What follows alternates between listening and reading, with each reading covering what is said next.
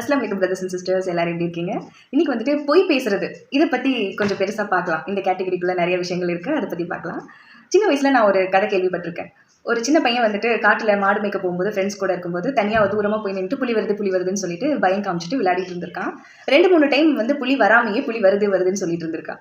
ஒரு நாள் உண்மையாலுமே புலி வரும்போது புலி வருதுன்னே சும்மா சொல்கிறேன்டாவா அப்படின்னு சொல்லிட்டு உட்காந்துட்டாங்க. அப்புறம் அந்த பையன் வந்து அந்த ஆபத்தை சந்திக்க நேரிட்டுச்சான்.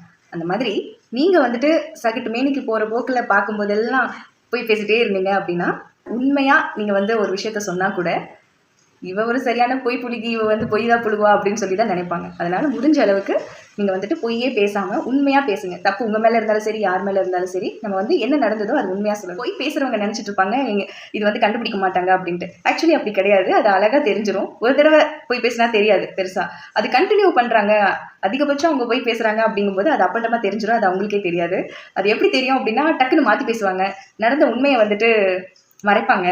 அது வந்து எக்ஸாகரேட் பண்ணி பேசுவாங்க. இந்த மாதிரிலாம் பண்ணும்போது இவங்க போய் பேசுகிறாங்க அப்படிங்கிறது விசிபிளாக தெரிஞ்சிடும். ஸோ கண்டிப்பாக இதை பற்றி எல்லோரும் திங்க் பண்ணி பாருங்கள். இது கூடவே சேர்த்து பொய் பேசக்கூடாது. ஒரு விஷயம் உங்ககிட்ட சொல்கிறாங்க அப்படின்னா அதை அப்படியே சொல்லணும். நீங்கள் வந்துட்டு அப்படியே கொஞ்சம் பவுடர் பூசி போட்டு வச்சு அப்படியெல்லாம் பேசக்கூடாது. அதே மாதிரி மாற்றி பேசக்கூடாது. அப்படியே உல்ட்டாவாக பேசுவாங்க. நேரத்துக்கு ஏற்ற மாதிரி, சூழ்நிலைக்கு ஏற்ற மாதிரி உல்ட்டாவாக பண்ணி பேசுவாங்க. அதுவுமே இதில் அடங்கிடும். அதனால் இந்த விஷயங்களெல்லாம் தவிர்த்துட்டு ஒரு ஜென்யூனாக டீசெண்டாக வாழ்கிறதுக்கு